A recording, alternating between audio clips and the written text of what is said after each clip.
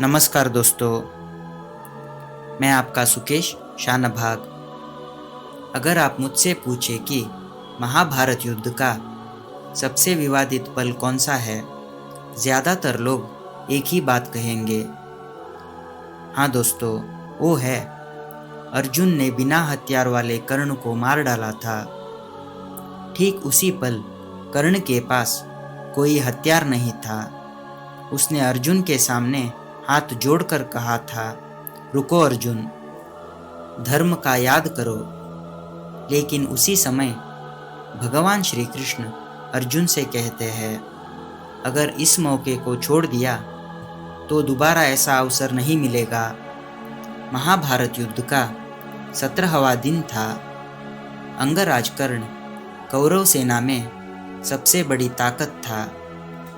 अभिमन्यु के मृत्यु के पश्चात पांडव कर्ण से बदला लेने का इंतजार कर रहे थे। दूसरी तरफ ये वो पल था जिसका कर्ण और अर्जुन कई सालों से एक दूसरे से लड़ने के लिए इंतजार कर रहे थे। इस युद्ध का नतीजा महाभारत की दिशा तय करने वाला था। युद्ध के बीच में किस्मत कर्ण के खिलाफ हो जाती है। कर्ण के रथ का पहिया कीचड़ में फंस जाता है। वो अपने रथ से नीचे उतरता है और कीचड़ में फंसे पहियों को निकालने के लिए अपना कोशिश करता है। उस समय कर्ण के पास कोई हथियार नहीं था। वो अर्जुन से कहता है, अर्जुन, अब मैं बिना हथियार के हूँ। युद्ध के नियमों के अनुसार किसी बिना हथियार वाले व्यक्ति पर तीर नहीं चलाना चाहिए। ये सुनकर अर्जुन कुछ देर के लिए दुविधा में पड़ जाता है। अर्जुन के मन में युद्ध चल रहा था। एक तरफ युद्ध के नियम और धर्म, दूसरी तरफ अभिमन्यु की मौत, पांडव का दर्द और महाभारत युद्ध को खत्म करने की जिम्मेदारी। ये सब सोचकर अर्जुन तीर चलाने से हिचकिचाता है। उसी समय भगवान कृष्ण अर्जुन से कहते हैं, अर्जुन, जब अभिमन्यु को कौरवों ने चक्रव्यूह में घेर लिया था और पीछे से छल से मार दिया गया था, तो क्या किसी ने युद्ध के नियमों का पालन किया था? जब द्रौपदी को भरी सभा में निर्वस्त्र करके बेइज्जत किया गया था, तो तब धर्म कहाँ गया था? क्या कर्ण ने तुम्हारे बेटे अभिमन्यु को तब नहीं मारा था जब वो बिना हथियार के था? ये कोई आम युद्ध नहीं है, ये धर्म और अधर्म का युद्ध है। श्री कृष्ण यहाँ कुछ ज़रूरी बात कहते हैं। धर्म हमेशा कानून का पालन करना नहीं है। सच्चा धर्म अधर्म को रोकना है। कर्ण शायद एक अच्छा इंसान था, वो बड़ा दानी भी था, लेकिन उसने दुर्योधन के अधर्म का साथ दिया। जब भरी सभा में द्रौपदी का अपमान हुआ तो कर्ण चुप रहा। उसने धोखे से अभिमन्यु को मारने में अहम भूमिका निभाई।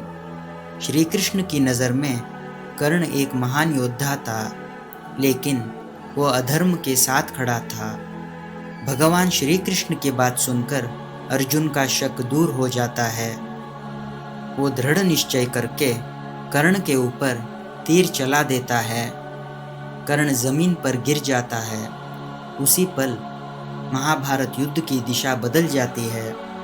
धर्म को बचाने के लिए कर्ण की मौत जरूरी थी।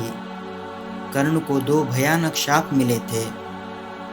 एक ये शाप था कि जरूरत के समय वो अपना सीखी हुई शस्त्र विद्या भूल जाएगा। दूसरा शाप ये था कि संकट की घड़ी में धरती माता उसकी सहायता नहीं करेगी। और ज़रूरत के समय वो दोनों शाप अपना असर दिखा गए।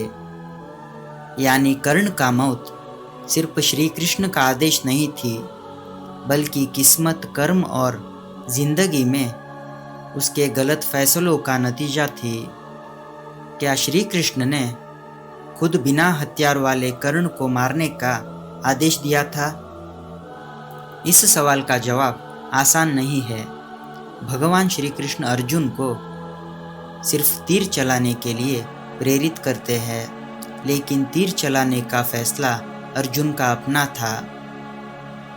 महायुद्ध को खत्म करने के लिए जिम्मेदार अर्जुन कर्ण पर तीर चलाता है।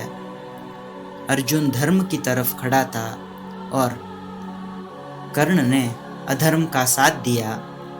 इस बारे में महाभारत हमें जो सबक सिखाता है वो ये है दोस्तों, ये सच है कि जब कोई अच्छा इंसान मरता है तो दुख ज़रूर होता है, लेकिन अगर अधर्म का रक्षण होगा तो दुनिया खत्म हो जाएगी। प्रिय दोस्तों, ऐसे और वीडियो देखने के लिए हमारे चैनल को सब्सक्राइब ज़रूर कीजिए। एक और नए वीडियो के साथ मिलते हैं, तब तक अपना ख्याल रखें। धन्यवाद दोस्तों।